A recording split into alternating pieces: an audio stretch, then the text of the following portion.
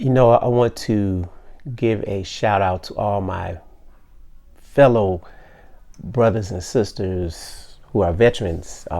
Today is our day. It's Veterans Day. It's a day that, society, I guess, honors us. And honestly, I believe every day should be Veterans Day. But today is our special day. So if you can, get out and take advantage of some of the things that are offered to the vets. The different restaurants, different stores, coffee shops, whatever. Be sure and utilize it. That's for you. So, me and the wifey, we're going to get out today and try to do something, take advantage of something, and hopefully I'll get to meet some other veterans and we can share stories. And that's another thing. When you meet a veteran, listen to his or her story. Take it from me. Sometimes it's good to talk about things, and a lot of veterans will talk about, some of the things they've been through, the war stories and stuff like this, but, some won't. Some have locked it away, which technically is not good. But on this Veterans Day, there is somebody who I really want us all to thank. Stay tuned. We will talk about it.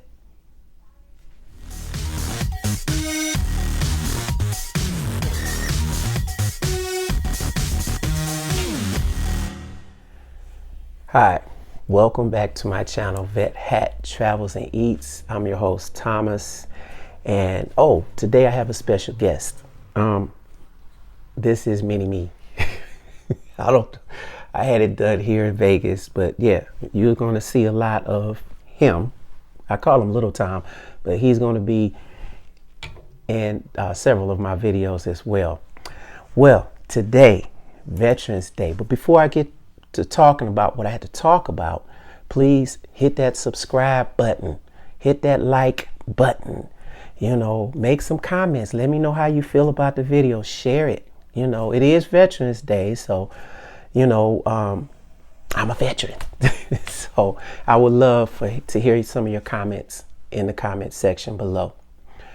Today, as I discussed in the intro, is that, again, by being Veterans Day, if you see a veteran out today, don't be afraid to shake his or her hand. Shake their hand.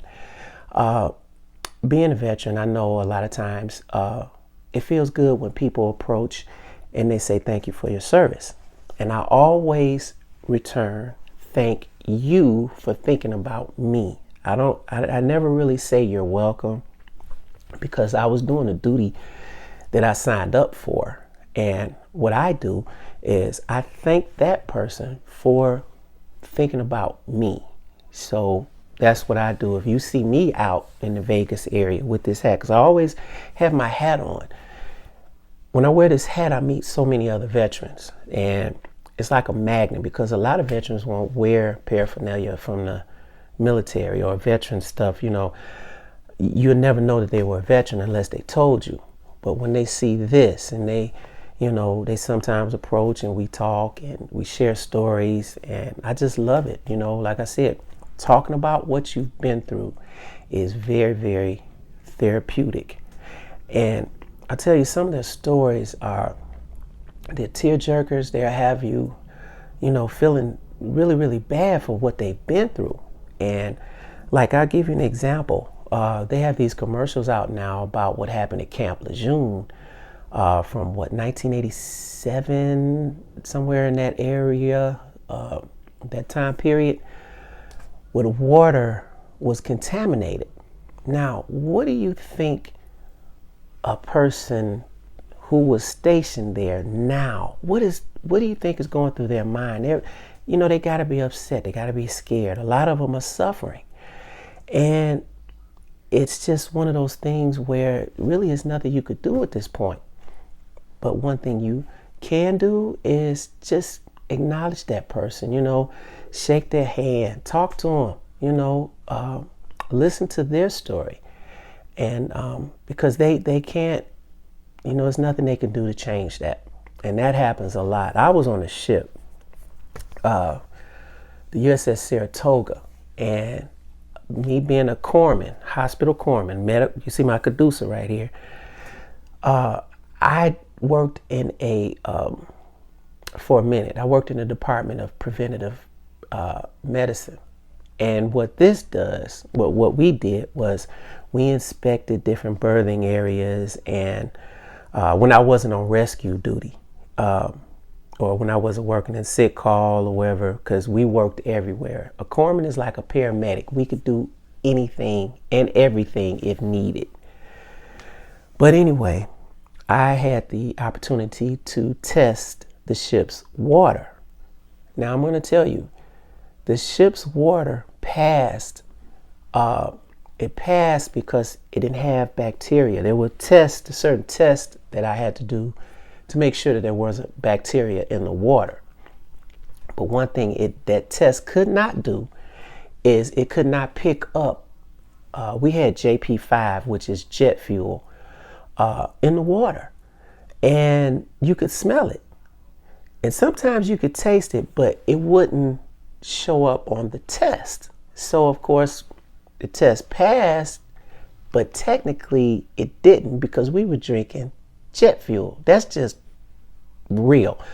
I mean, that's truth. It's just some people it affected, I believe. And it's scary. It's scary because you never know later in life, the places that you've been, the bases that you've been, like Camp Lejeune. You never know what you're going to expect years later because, again, with Desert Storm, there are a lot of guys over there suffering with lung diseases and stuff after they got back. And it was for a long time that the government acknowledged that. So like I said, veterans go through a lot. But as I stated in the intro, is the one person that we need to acknowledge is the spouse of a vet, the wife, the husband, because see, they have to endure whatever that veteran is going through mentally, physically. This is years after they've gotten out of the military. They're still facing these different things that they're going through. They're facing these different sicknesses, illnesses, different things that they're going through because of what they've gone through while they served. But the spouse has to be the sponge to absorb all of this and kind of keep everything together. So if you see a veteran out there today, hey, yeah, shake his hand. But if his wife is there or her husband is there, the spouse of a vet, make sure that you shake their hand and thank them too for their service because it is very, very important. So yes, I said it. The spouse's job of a veteran is very, very hard. And I think that there should be a Veteran Spouse Day. Yeah, just like Veterans Day, there should be a Veterans Spouses Day because, hey, even though the husband or the wife were out there fighting and rescuing and doing everything in the military, the spouse had to make sure that the home front was taken care of. And not only that, when the veteran comes out or comes back from wherever or gets out of the military, the spouse still has to be the support for that veteran. So again, it's very important that we acknowledge the spouses of veterans. And again, today being Veterans Day, they're offering so many things. Like here in Vegas, or here in Henderson where I live, there are a lot of different venues that are giving back to the veterans. Usually it's it's a little something that they give us, but it just makes you feel good. It makes me feel good being acknowledged today, and again, to my people, my audience here, I do have a book out called Screams Overboard. It's on Amazon. It's on Barnes & Noble. It's on Target's online order. It's everywhere. Apple Books, it's everywhere. But it's my story of what happened in Desert Storm. And it's starting to pick up a little bit. A lot of people starting to, get a hold of it, and spread around. So I'm very excited about it. And, if you can't pick up a copy, hey, I will feel very blessed. And I thank you for all those who have. But thank you so much. Veterans Day, I love it.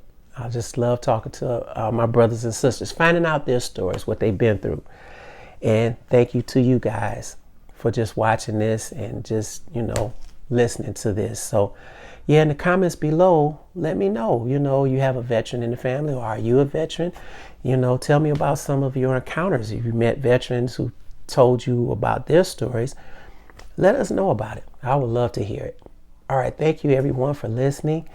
And I guess it's time for me and Little Top Time to sign off for now. And we will catch you later. So everybody take care. Be safe. Remember, shake that veteran's hand. Thank you for watching.